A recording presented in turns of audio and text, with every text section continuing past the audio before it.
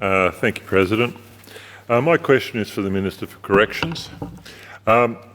Victorian prisoners pay more for phone calls than any other state in Australia.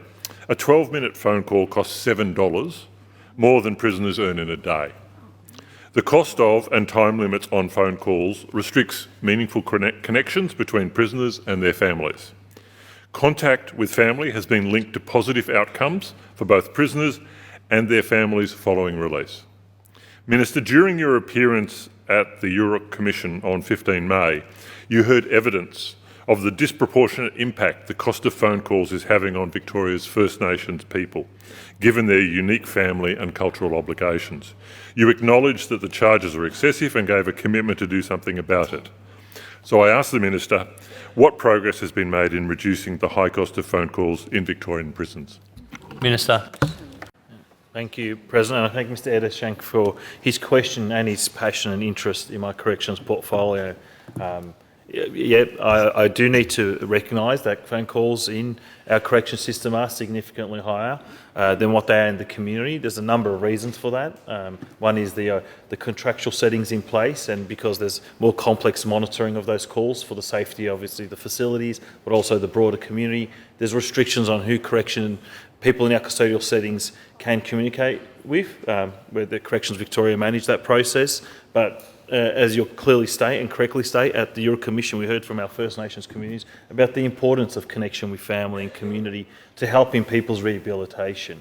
And as Minister, I have stated that I'm committed to looking at this issue and exploring all options to improve connection with family and community. And I can report to the Chamber that we have more digital options in place in our correction settings, so people obviously have options to return to in-person visits. Since the pandemic, obviously that's returned now. Most of the COVID-based restrictions have no longer exist, but also we have Zoom calls that we do facilitate for prisoners, which was put in place through the pandemic, but now we've kept it. We've got the technology in place at no cost for prisoners. That is an option. Prisoners can list, I guess, the people that the Corrections Victoria approve, usually family and community members that they can contact, and they have those access to those facilities. But in terms of the telephone calls specifically, it's something that I've asked the department to look at. There are a number of options we're exploring, but that work is still ongoing. Thank you.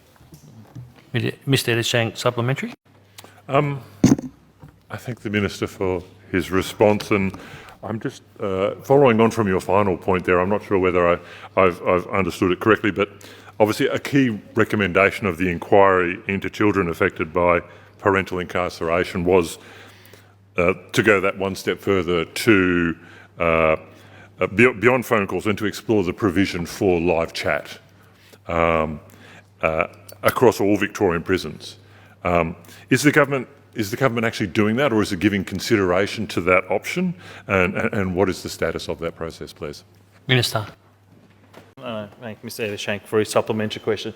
As I stated, during the pandemic, Zoom facilities were provided, tablets were purchased, and a range of technology implemented across our premises.